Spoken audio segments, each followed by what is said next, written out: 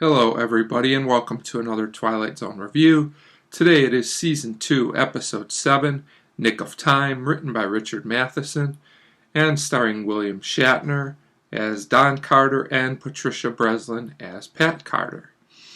And let me just say that this is a very good episode that kind of sneaks up on you at the end. So I will get right into it. So we start out with a couple, our main couple, Don and Pat. And we find out that they need a car repair.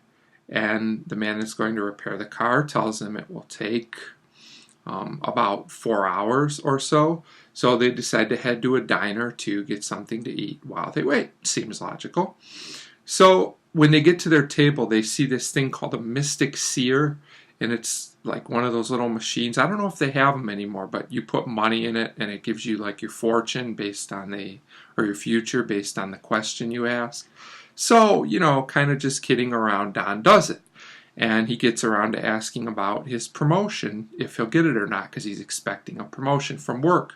And the machine tells him, it'll work out in your favor. So he gets curious and, kind of just for the heck of it, he calls back home to see if he got the promotion. He finds out that he did get it. So now he's wondering if that was just a coincidence or if this machine can really tell the future.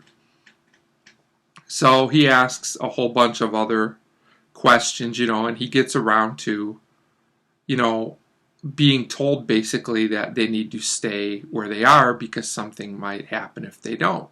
So, Pat, who they're not married because of what she asks later. His girlfriend Pat, wants to leave. She doesn't believe in what this machine is saying.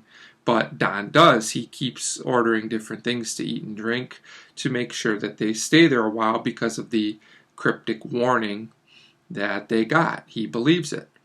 So finally, Pat convinces him to leave. And Don is still not convinced. He wants to know why the machine was so specific in the answers that it gave him. He points out that it was right about the promotion, and you can tell he's still looking around, kind of concerned that something might happen. And they're actually arguing a little bit. They start to argue, and Pat almost gets hit, but Don pulls her out of the way. So now he's really freaked out and convinced that this machine, has some kind of power. So they go back to the cafe. And when they get there, two women are sitting in the booth where the machine was.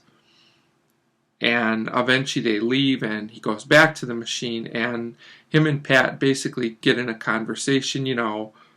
He said, why was it so specific? But she says that he really gave all the details and the machine was very general in its answers, which is a good point, a good way to look at it.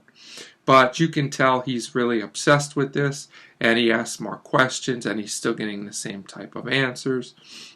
And it gets around to being asked about the car. Will it be ready sooner than 4 hours? Basically, the machine kind of hints yes. The man comes in that was repairing the car and says it is ready.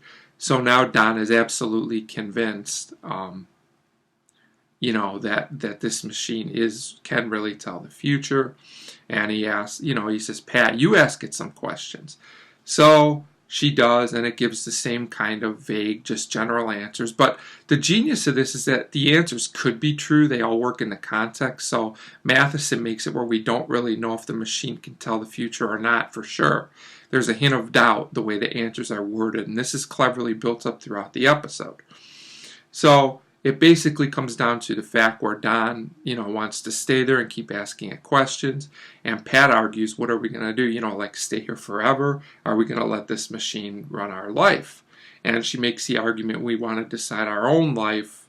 And she says, I don't want to know the future. We can make our own future.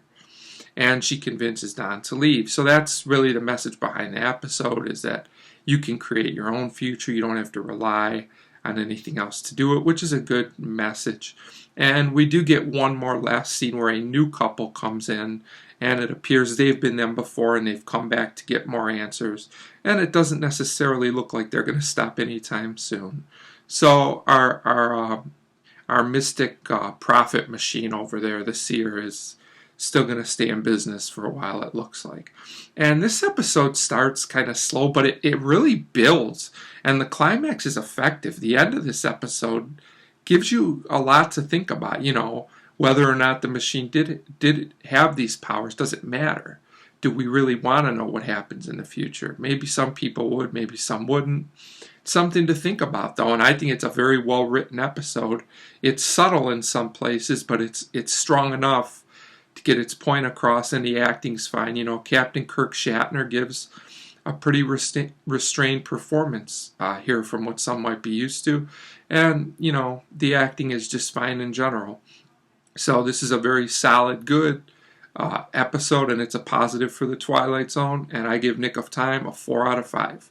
So 4 out of 5 for Nick of Time. Good episode, recommended, and thanks for watching.